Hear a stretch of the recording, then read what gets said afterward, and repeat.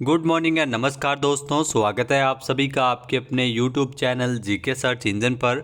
तो दोस्तों आज है 12 मार्च और 12 मार्च से रिलेटेड राजस्थान करंट अफेयर्स के जितने भी इम्पोर्टेंट क्वेश्चन हैं उन सभी को हम इस वीडियो में डिस्कस करने वाले हैं। तो पूरा वीडियो बहुत ध्यान से देखना और वीडियो के एंड में मैं आपसे एक क्वेश्चन पूछूंगा जिसका आंसर आप सभी को कमेंट बॉक्स में देना है। कल के वीडियो में मैंने आपसे एक क्वेश्चन पूछा था जो था राजस्थान में मुख्यमंत्री बालिका संबल योजना, इसकी राशि जो पहले 10,000 रुपये दी जाती थी उसे बढ़ाकर कितने रुपए किया गया है। तो मुख्यमंत्री बालिका संबल योजना राजस्थान में इस योजना के तहत अब 30,000 रुपये मिलेंगे, यानी कि ए ऑप्शन इसका बिल्कुल सही था। जिन दोस्तों ने ए ऑप्शन कमेंट बॉक्स में सही जवाब दिया था उनको हार्दिक शुभकामनाएं। जी हाँ दोस्तों, राजस्थान में मुख्यमंत्री बालिका संबल योजना की राशि में बढ़ोतरी की गई है, यानी 10,000 से बढ़ाकर सीधा 30,000 किया गया है। समाज में लिंग भेद उन्मूलन और बालिका के जन्म को प्रोत्साहित करने के लिए मुख्यमंत्री बालिका संबल योजना के तहत यह राशि बढ़ाई गई है। जहां उप मुख्यमंत्री दिया कुमारी के द्वारा इसे स्वीकृति प्रदान की है। योजना के तहत पहली और दूसरी बालिका के जन्म और उसके बाद नसबंदी करवाने की स्थिति में यह राशि दी जाती है। तो चलिए स्टार्ट करते हैं आज के राजस्थान करंट अफेयर्स। पहला क्वेश्चन है, हाल ही में भारतीय क्रिकेट टीम के क्रिकेटर रवि बिश्नोई को किस जिले का ब्रांड एम्बेसडर, ध्यान रखना लोकसभा चुनाव के लिए, यहाँ पर लोकसभा चुनाव के लिए ब्रांड एम्बेसडर किसे बनाया गया है। तो आपको बता दें कि रवि बिश्नोई इन्हें जोधपुर जिले का ब्रांड एम्बेसडर बनाया गया है, यानी कि ए ऑप्शन इसका बिल्कुल सही है। आइए जानते हैं इम्पोर्टेंट फैक्ट्स। तो आगामी लोकसभा चुनाव के लिए जो मतदाताओं को अधिकाधिक मतदान करने के लिए प्रेरित करने के उद्देश्य से जोधपुर की प्रतिभा और भारतीय क्रिकेट टीम के क्रिकेटर रवि बिश्नोई जो गेंदबाज है, इन्हें जोधपुर जिले का ब्रांड एम्बेसडर बनाया गया है। यहाँ रवि बिश्नोई जोधपुर जिले के रहने वाले हैं, इसलिए उन्हें अपने ज़िले में मतदाताओं को जागरूक करने के लिए जिम्मेदारी सौंपी गई है। इसके तहत उन्हें जिले का ब्रांड एम्बेसडर नियुक्त किया गया है लोकसभा चुनाव के लिए। नेक्स्ट क्वेश्चन है, अमृतसर जामनगर इकोनॉमिक कॉरिडोर के 2 खंडों डबवाली सिरसा और पीलीबंगा हनुमानगढ़ का उद्घाटन किसके द्वारा किया गया था। तो पीएम मोदी के द्वारा इसका उद्घाटन किया गया था, यानी कि बी ऑप्शन यहाँ पर बिल्कुल सही है। आइए जानते हैं इम्पोर्टेंट फैक्ट्स। तो प्रधानमंत्री नरेंद्र मोदी जी ने हाल ही में जो 11 मार्च को इस परियोजना के लगभग 53 किलोमीटर लंबाई के जो 1799 करोड़ रुपए की लागत के 2 पैकेजों डबवाली सिरसा पीलीबंगा हनुमानगढ़ का उद्घाटन किया है। जहां अमृतसर जामनगर इकोनॉमिक कॉरिडोर के विकास से राजस्थान और विशेषकर सीमावर्ती जिलों जिसमें गंगानगर, हनुमानगढ़, बीकानेर, जोधपुर, बाड़मेर और जालोर जिलों की जो पंजाब और गुजरात के प्रमुख औद्योगिक शहरों और बंदरगाह से सीधी कनेक्टिविटी स्थापित हो सकेगी अमृतसर जामनगर इस इकोनॉमिक कॉरिडोर के माध्यम से। तो इस कॉरिडोर के विकास से औद्योगिक विकास के साथ साथ पर्यटन एवं निर्यात को भी बढ़ावा मिलेगा, रोजगार के नए अवसर पैदा होंगे। साथ ही साथ ये 917 किलोमीटर लंबा जो एक्सप्रेस नियंत्रित ग्रीनफील्ड राजमार्ग लगभग 22,500 करोड़ रुपए की लागत से विकसित किया जा रहा है, जिसका लगभग 637 किलोमीटर का हिस्सा है वो राजस्थान के कई जिलों से होकर गुजर रहा है। नेक्स्ट क्वेश्चन है, राजस्थान राज्य सड़क परिवहन उपक्रम संघ जिसके द्वारा नई दिल्ली में 15 मार्च को किस राज्य के रोडवेज को राष्ट्रीय सार्वजनिक बस परिवहन उत्कृष्टता पुरस्कार अवार्ड दिया जाएगा। तो ये पुरस्कार 15 मार्च को राजस्थान रोडवेज को मिलेगा, यानी कि ए ऑप्शन इसका बिल्कुल सही है।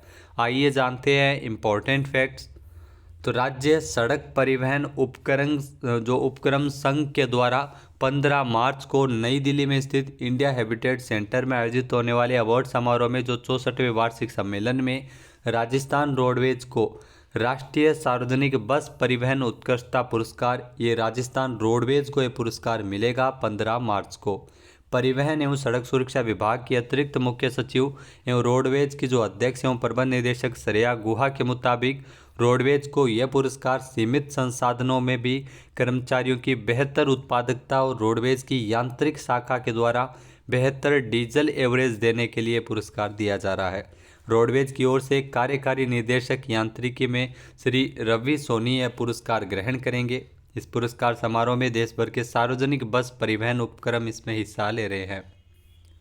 नेक्स्ट क्वेश्चन है, हाल ही में power grid corporation of India ने संयुक्त उद्यम बनाने को लेकर किस राज्य के साथ एक समझौता ज्ञापन पर हस्ताक्षर किए हैं? तो राजस्थान के साथ इसमें समझौता ज्ञापन पर हस्ताक्षर किए गए हैं, यानी कि सी ऑप्शन इसका बिल्कुल सही है। आइए जानते हैं इम्पोर्टेंट फैक्ट्स। तो power grid corporation of India ने 10,000 करोड़ रुपए की राज्य बिजली पारेषण परियोजनाओं के लिए संयुक्त उद्यम जेवी बनाने को लेकर राजस्थान राज्य विद्युत प्रसारण निगम लिमिटेड RRVPNL के साथ एक समझौता ज्ञापन पर MOU किया है, हस्ताक्षर किया है MOU पर। जहां आपको बता दें कि power grid corporation of India ने शेयर बाजार को दी गई सूचना में कहा है कि प्रस्तावित संयुक्त उद्यम चरणबद्ध तरीके से राजस्थान में परियोजनाएं शुरू करेगा। समझौता ज्ञापन पर 10 मार्च को हस्ताक्षर किए गए थे। संयुक्त उद्यम में पावर ग्रिड की जो हिस्सेदारी है वो 74% हिस्सेदारी रहने वाली है। इसके अलावा बाकी की 26% हिस्सेदारी है वो RRVPNL की होगी। नेक्स्ट क्वेश्चन है, राजस्थान सरकार के द्वारा सुकन्या समृद्धि योजना के अंतर्गत कितने वर्ष की अवधि किए जाने को लेकर स्वीकृति प्रदान की है? तो राजस्थान सरकार ने राजस्थान में सुकन्या समृद्धि योजना के अंतर्गत 21 वर्ष जो अवधि किए जाने को लेकर स्वीकृति प्रदान की है, यानी कि बी ऑप्शन यहाँ पर बिल्कुल सही है। आइए जानते हैं इम्पोर्टेंट फैक्ट्स। तो राजस्थान में उप मुख्यमंत्री दिया कुमारी ने सुकन्या समृद्धि योजना, इस योजना में बदलाव किया है। इस योजना के अंतर्गत 21 वर्ष की अवधि किए जाने को लेकर स्वीकृति दी है। सुकन्या समृद्धि योजना का लाभ उल्लेखनीय है कि सुकन्या समृद्धि योजना जिसमें लाभार्थी खाता 25,000 रुपये की राशि से इसमें खोला जाएगा, जिसके अंतर्गत प्रति वर्ष 250 रुपये बालिका के खाते में सुकन्या समृद्धि योजना के तहत जमा करवाए जाएंगे। ये राशि बालिका के नाम पर बनाई गई FDR राशि जो रुपये 3,500 के ब्याज से जमा होगी। FDR का अधिक ब्याज बालिका के 500 रुपये से खोले गए बचत खाते में जमा होता रहेगा। इसके अलावा 21 वर्ष के पश्चात यह राशि 1,47,542 बढ़कर हो जाएगी जो संभावित है। इस योजना के अंतर्गत 2 लाख रुपए का दुर्घटना बीमा भी देय होगा जो 21 वर्ष की अवधि के पश्चात निरंतर लागू रहेगा। नेक्स्ट क्वेश्चन है, राजस्थान धरोहर प्राधिकरण का अध्यक्ष किसे नियुक्त किया गया है? तो राजस्थान धरोहर प्राधिकरण का अध्यक्ष ओंकार सिंह लखावत को नियुक्त किया गया है। सी ऑप्शन यहाँ पर बिल्कुल सही है। आइए जानते हैं इम्पोर्टेंट फैक्ट्स। तो भारतीय जनता पार्टी की अनुशासन समिति के अध्यक्ष और राज्यसभा के पूर्व सांसद राज्यसभा के पूर्व सांसद है ओंकार सिंह लखावत, इनको राजस्थान धरोहर प्राधिकरण का अध्यक्ष नियुक्त किया गया है। यह तीसरा अवसर है जब भाजपा के शासनकाल में ओंकार सिंह लखावत को इस प्राधिकरण का अध्यक्ष बनाया गया है। जहाँ ओंकार सिंह लखावत नागौर जिले के रहने वाले हैं, लेकिन वर्तमान में अजमेर में ये रह रहे हैं। कॉलेज के दिनों से ही ये राष्ट्रीय स्वयंसेवक संघ से जुड़े रहे। 1997 से 2000 तक ये राज्यसभा सांसद के तौर पर भी काम कर चुके हैं। राजस्थान धरोहर प्राधिकरण के जो विधान के अनुच्छेद 4(1) के तहत इनकी नियुक्ति की गई है। नेक्स्ट क्वेश्चन है, ग्रामीण विकास और पंचायती राज के स्वच्छता प्रोजेक्ट के तहत लिक्विड वेस्ट मैनेजमेंट में राजस्थान का कौन सा जिला अव्वल रहा है? तो लिक्विड वेस्ट मैनेजमेंट में राजस्थान का जो राजसमंद जिला है वो इसमें अव्वल है, यानी कि ए ऑप्शन यहाँ पर बिल्कुल सही है। आइए जानते हैं इम्पोर्टेंट फैक्ट्स। तो ग्रामीण विकास और पंचायती राज के स्वच्छता प्रोजेक्ट के तहत लिक्विड वेस्ट मैनेजमेंट, ध्यान रखना, लिक्विड वेस्ट मैनेजमेंट को तो प्रदेश के 42,851 में से जो 32,200 गांव ही लागू कर पाए हैं। प्रदेश में इसमें राजसमंद है वो अव्वल है। राजसमंद ने 1,053 गाँव का टारगेट रखा था, जिसमें 98% लक्ष्य वो राजसमंद ने लिक्विड वेस्ट मैनेजमेंट में हासिल किया है। सबसे पीछे इसमें श्रीगंगानगर रहा है। नेक्स्ट क्वेश्चन है, हाल ही में किस देश के राजदूत एवं प्रतिनिधि ने राजस्थान में कृषि मंत्री डॉक्टर किरोड़ी लाल मीणा के साथ मुलाकात की थी? तो जी हाँ, इजराइल के राजदूत ने किरोड़ी लाल मीणा के साथ मुलाकात की, जो राजस्थान में कृषि मंत्री है, यानी कि सी ऑप्शन इसका बिल्कुल सही है। आइए जानते हैं इम्पोर्टेंट फैक्ट्स। तो इजराइल के राजदूत नाओर गिलोन और इजरायली प्रतिनिधि मंडल ने 7 फरवरी को कृषि मंत्री डॉक्टर किरोड़ी लाल मीणा के साथ मुलाकात की और राजस्थान में कृषि और उद्यानिकी में तकनीकी सहयोग के बारे में चर्चा भी की गई थी। इस बैठक में राज्य में अंगूर और खजूर, ध्यान रखना, अंगूर और खजूर की खेती की संभावना सहित अनेक विषयों में सहयोग को लेकर बड़ी बातचीत हुई थी।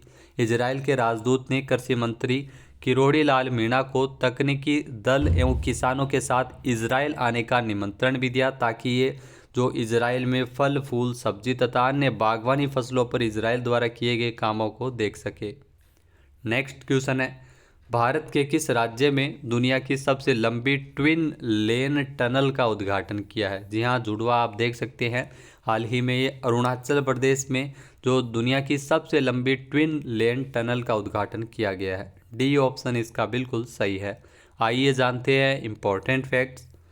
भारत के प्रधानमंत्री नरेंद्र मोदी जी ने हाल ही में अरुणाचल प्रदेश की जो अपनी एक दिवसीय यात्रा के दौरान जो सेला सुरंग, इसका सेला सुरंग इसे नाम दिया गया है, जो दुनिया की सबसे लंबी ट्विन लेन टनल है। यह सुरंग चीन के साथ वास्तविक नियंत्रण रेखा है LAC के पास तेजपुर को तवांग के साथ जोड़ती है। ध्यान रखना, तेजपुर को तवांग के साथ जोड़ती है। सेला सुरंग इसे नाम दिया गया है। सेला सुरंग का निर्माण 13,000 फीट की ऊंचाई पर किया गया है और सीमा सड़क संगठन BRO के द्वारा इसका निर्माण कार्य किया गया है। नेक्स्ट क्वेश्चन है, हाल ही में मिस वर्ल्ड ह्यूमैनिटेरियन अवार्ड किसे मिला है, किसे सम्मानित किया गया है? तो यह पुरस्कार नीता अंबानी को मिला है, यानी कि ए ऑप्शन इसका बिल्कुल सही है। आइए जानते हैं इम्पोर्टेंट फैक्ट्स। तो 71वें मिस वर्ल्ड फिनाले में रिलायंस फाउंडेशन की चेयरपर्सन नीता अंबानी को ह्यूमैनिटेरियन अवार्ड से सम्मानित किया गया है। नीता अंबानी को beauty with purpose humanitarian award अब दिया गया है। इस बार मिस वर्ल्ड का जो फिनाले है इसका आयोजन भारत में ही किया गया था। अब बात करते हैं आज के हमारे क्विज के, जिसका आंसर आप सभी को कमेंट बॉक्स में देना है। तो आज का क्विज है, हाल ही में किसे राजस्थान में para Olympic committee of India का अध्यक्ष चुन लिया गया है? एक बार फिर से सुनिएगा, राजस्थान से किसे para Olympic committee of India का अध्यक्ष चुना गया है? सही आंसर आपको कमेंट बॉक्स में देना है। और अगर ये वीडियो आपको पसंद आए तो इसे लाइक और शेयर करना बिल्कुल न भूलिएगा। चैनल पर नए जुड़े हैं, सब्सक्राइब नहीं किया है तो भी सब्सक्राइब बटन पर क्लिक करें। इस वीडियो की जो PDF फाइल है वो आप वीडियो के डिस्क्रिप्शन बॉक्स से डाउनलोड कर सकते हैं और इस क्वेश्चन का आंसर आप वोट करके भी कर सकते हैं। इसके अलावा दोस्तों, जैसा कि आप सभी को पता होगा कि जो RMSSB के द्वारा, कर्मचारी चयन बोर्ड के द्वारा जो परीक्षाओं को लेकर कैलेंडर भी जारी किया गया है, जिसमें CET सहित कई महत्वपूर्ण एग्जामों की तिथि आपके सामने है। पशु परिचर का एग्ज़ाम दिसंबर में होना है। तो करंट अफेयर्स एक बहुत महत्वपूर्ण रोल अदा करता है। आपको पिछले एक साल का करंट अफेयर्स तो कम से कम याद होना चाहिए। तो जनवरी से अगर आप रेगुलर रहेंगे और दिसंबर तक मैं आपको वादा करता हूं कि आपको जो भी राजस्थान करंट अफेयर्स जो एग्ज़ाम में पूछा जाता है, खासतौर पर जो CET का एग्ज़ाम होता है ग्रेजुएशन लेवल और 12th लेवल पर, तो यहाँ पर कम से कम 5 से 7% से हम उम्मीद कर सकते हैं कि राजस्थान करंट अफेयर्स से तो डेफिनेटली पूछे जाएंगे, जिसमें आर्थिक समीक्षा भी होगी, बजट भी होगा। साथ ही साथ महत्वपूर्ण जो राजस्थान करंट अफेयर्स के क्वेश्चन बन रहे हैं उनको हम इस चैनल के माध्यम से आपको डेली प्रोवाइड करवा रहे हैं और वीकली टेस्ट भी इसमें आपको दिया जा रहा है। साथ ही साथ मंथली रिवीजन भी किए जा रहे हैं। साथ ही साथ अगर दोस्तों आपको जनवरी से लेकर, जी हाँ, जनवरी से लेकर अगर दिसंबर तक का राजस्थान करंट अफेयर्स 2024 का आप चाहते हैं कि आपको कंटिन्यू मिल सके, तो इसके लिए GK सर्च इंजन एप्लीकेशन पर एक शानदार कोर्स लॉन्च किया गया है, जिसमें आपको 2024 का तो मिलेगा ही मिलेगा, 2023 का भी महत्वपूर्ण व्याख्या सहित करंट अफेयर्स मिलेगा। 50 जिलों की PDF मिलेगी। जो 50 जिलों की जो PDF होगी नवीनतम जिला दर्शन के आधार पर है। ये राजस्थान नवीनतम जिला दर्शन PDF है। साथ ही साथ यहाँ पर आप टेस्ट सीरीज़ भी दे सकते हैं, अलग अलग वीकली टेस्ट सीरीज़ जो जनवरी से अब तक कंटिन्यू है, अपडेटेड कर दिया गया है पिछले संडे तक, तो इसको भी आप ले सकते हैं, जिसका लिंक आपको वीडियो के डिस्क्रिप्शन बॉक्स में मिल जाएगा। जय हिंद, जय भारत, जय राजस्थान।